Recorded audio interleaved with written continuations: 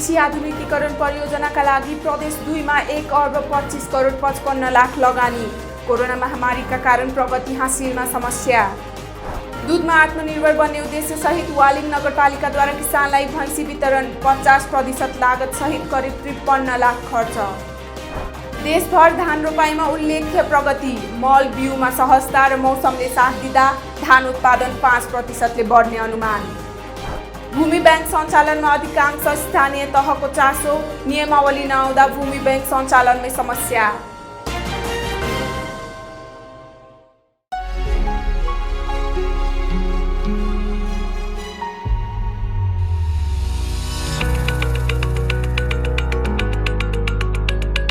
आफ्नै माटोमा पसिना बगाउँछौ, पौरखी हातले धरती सजाउँछौ, चुनौतीलाई बदल्छौ अवसरमा। स्वरोजगार सृजना घर घरमा, उद्यमी बन्ने सपना छ हामीसँग। भरोसा छ कृषि विकास बैंकमा। डिजिटल प्रविधियुक्त सम्पूर्ण सुविधा सहित तपाईँ हामीले खोजेको अत्याधुनिक बैंक कृषि विकास बैंक। कृषि विकास बैंक, तपाईँ हाम्रो घर आँगनको बैंक। नमस्कार, कृषि खबरमा यहाँहरूलाई हार्दिक स्वागत छ। म आसमा पौडेल। अब कृषि खबर विस्तारमा। प्रदेश 2 मा प्रधानमन्त्री कृषि आधुनिकीकरण परियोजनाले सम्पन्न गरेको विभिन्न कार्यक्रमका लागि गत आर्थिक वर्ष 1 अर्ब 25 करोड 55 लाख 16 हजार रुपैयाँ लगानी गरेको छ। परियोजनाले जोन, सुपर ब्लक तथा पकेट कार्यक्रमका लागि उक्त रकम खर्च गरेको हो।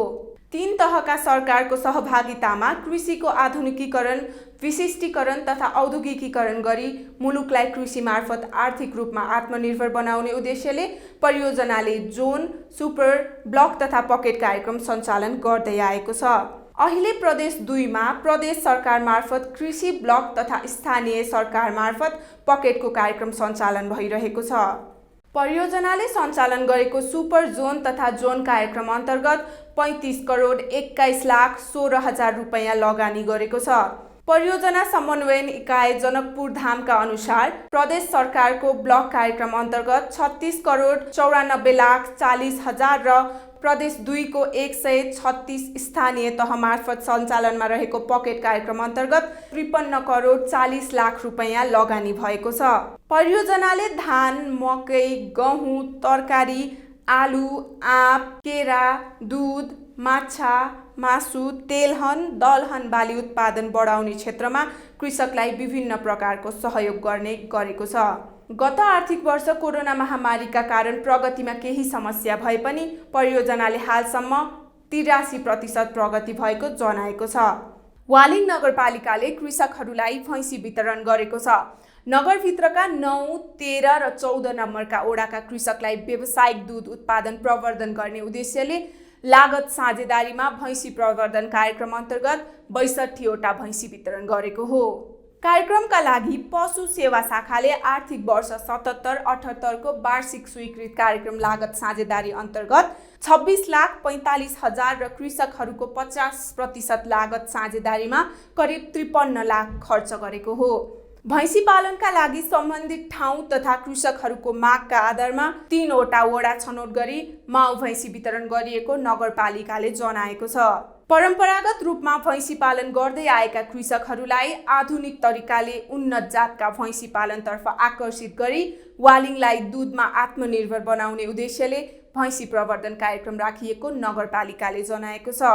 नगरपालिकाले माग गरेको आवेदनका आधारमा कृषकहरूले 50% लागत साझेदारीमा उन्नत मुरी क्रस जातका भैँसी खरिद गरेको पशु शाखाले जनाएको छ। हाल 3 वटा ओडामा सञ्चालन भएको भैँसी प्रवर्धन कार्यक्रम अन्तर्गत केही कृषकले 2 वटा र केही कृषकले एउटाका दरले भैँसी खरिद गरेको शाखाले जनाएको छ। यसका अलावा समयानुसार तालिम, प्राविधिक सहयोग, घाँस तथा अत्याधुनिक औजार तथा उपकरण सहयोग गरिएको नगरपालिकाले जनाएको छ।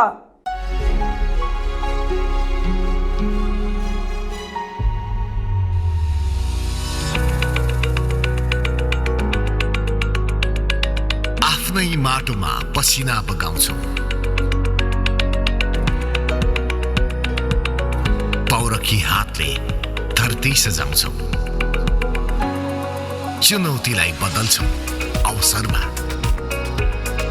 स्वरोजगार सृजना घर घरमा, उद्यमी बन्ने सपना छ हामीसँग, भरोसा छ कृषि विकास बैंकमा।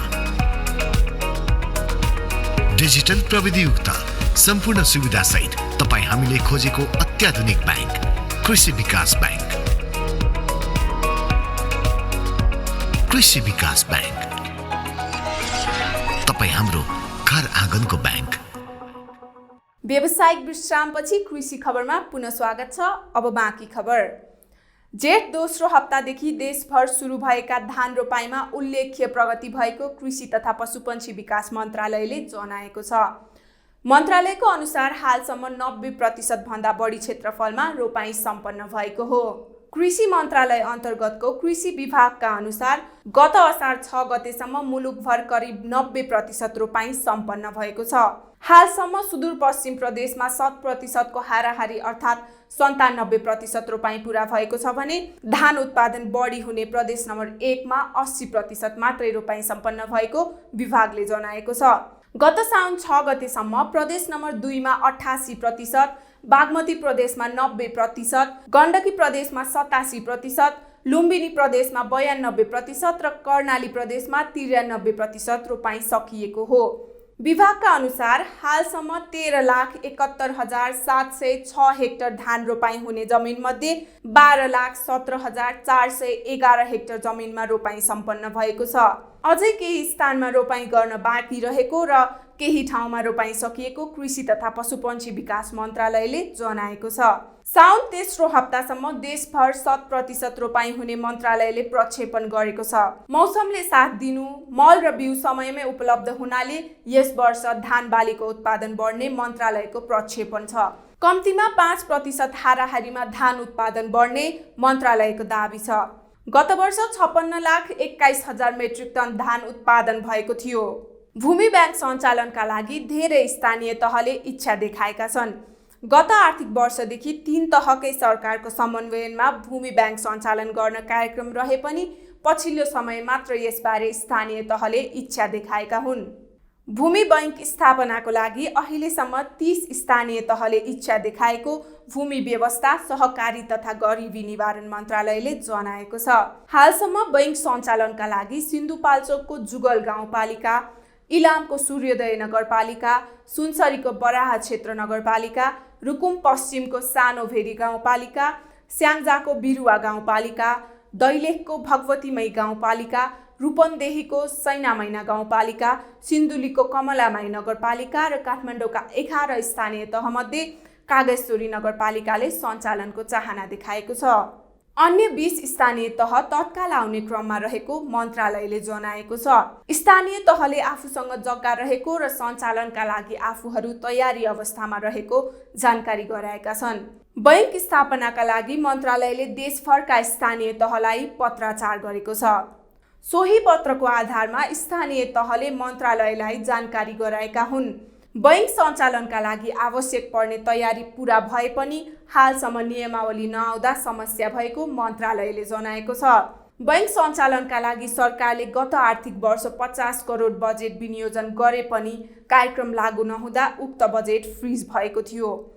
सरकारले जमिन बाँझो रहन नदिने, बाँझो जमिनलाई उत्पादनमा लगाउने, उपयोगमा नरहेको जमिनलाई न्यून आय भएका किसान तथा सीमान्तकृत परिवारलाई निश्चित शर्त र सुविधासहित प्रयोग गर्न दिने, निष्क्रिय भूमिको उपयोग मार्फत वैदेशिक रोजगारबाट फर्केका युवा वर्गलाई स्वदेशमा नै रोजगार दिने उद्देश्यसहित भूमि बैंक स्थापना गर्न लागेको हो। हवस् त कृषि खबर आजलाई यति नै। कृषि सम्बन्धी जानकारीमूलक सूचना र खबरहरूका लागि www.कृषिपत्रिका.com लगइन गर्न नभुल्नुहोला। नमस्कार।